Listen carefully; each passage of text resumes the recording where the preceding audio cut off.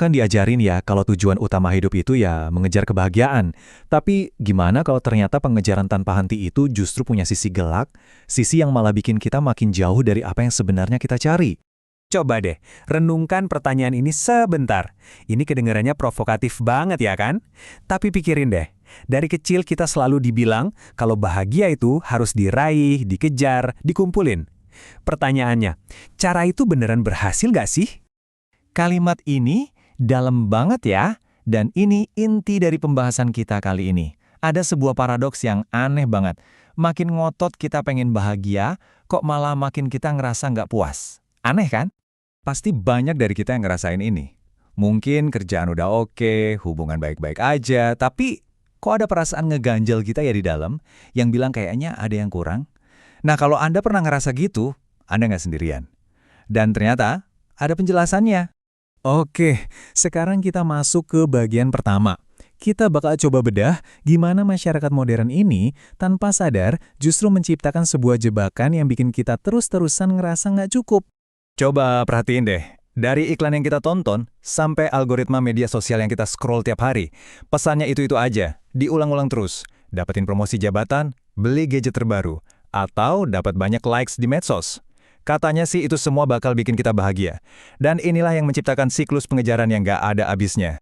Jadi, janjinya tuh manis banget. Katanya, kalau kita berhasil dapetin hal berikutnya, kita bakal puas selamanya. Tapi, kenyataannya gimana? Proses ngejarnya itu sendiri malah ngejebak kita dalam penderitaan yang gak kelihatan. Dalam psikologi, ini sering disebut hedonic treadmill. Jadi kita tuh kayak lari di treadmill, capek lari kencang, tapi ya tetap di situ-situ aja, gak kemana-mana. Dan ternyata, perasaan gelisah modern ini tuh bukan hal yang baru loh. Akarnya itu dari sebuah konsep kuno dalam filosofi Buddhis yang namanya tanha atau craving. Konsep ini ngejelasin kenapa keinginan yang nggak ada batasnya, yang terus-menerus dipompa oleh dunia modern, justru jadi sumber penderitaan kita. Nah, ini nih yang membawa kita ke akar masalahnya. Jadi, ini bukan sekedar soal menginginkan sesuatu aja, tapi ada sesuatu yang lebih dalam, lebih mengikat, yaitu keterikatan. Oke, jadi poin paling pentingnya tuh di sini.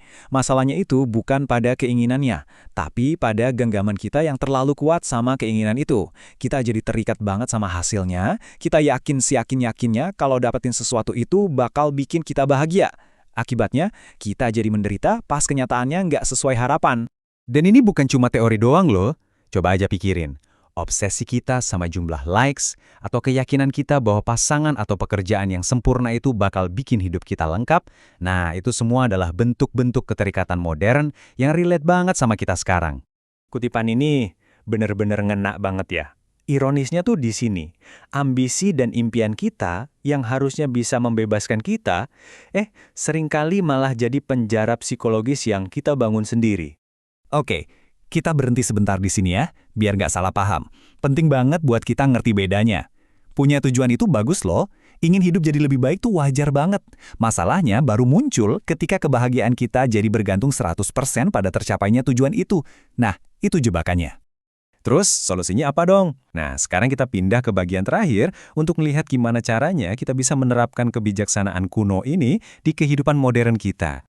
Jadi, solusinya itu bukan berarti kita jadi pasif atau berhenti punya keinginan sama sekali, bukan. Justru solusinya adalah kesadaran.